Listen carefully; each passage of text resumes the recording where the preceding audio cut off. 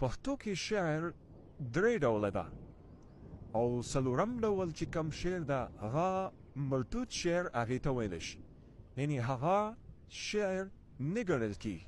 لومبی شعر چې ورته مطلق شعر وایي هغه شعر ده چې هغه معنی درې یا دریو نه زیاتې معنی وځي، یعنې هغه شعر چې هر سړی ترېنه خپله معنا وباسي، یعنې هر طرف ته هغه الفاظ واوړي راوړي.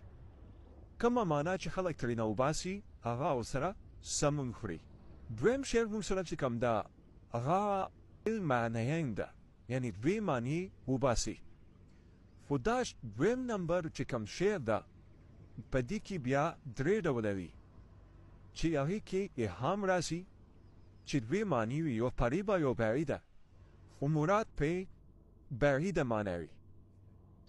او دویم ډول پکې توریه راځي چې هغه کې دا پته نه لګي چې دا اوس بعیده معنا مراد ده په قریبه مراد ده، خو دوې معنی ترې وځي هغه بو کې به خامخا یوه معنی وي.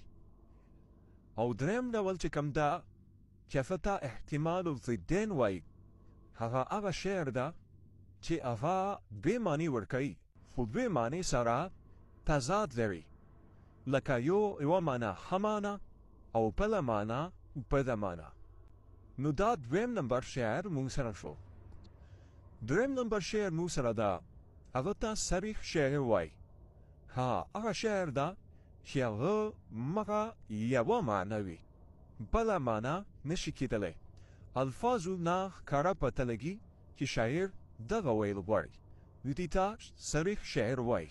او اخر څلورم شعر چې موږ سره ده هغه مردود شعر ده چې هغه شعر نه ګڼل کېږي، ولې چې هغې کې دا پته نه لګي چې شاعر څه ویل غواړي، یعنې ابلاغ پکې بیخي نه به پکې معنا ښکاري، خو الفاظ به داسې راوړي شوي وي چې هغې معنی حق ادا نه وي کړي، یا به پکې بیخي ابلاغ نه کېږي. نو ځکه ورته مردود شعر وایي، ولې چې په کې ابلاغ نه وي.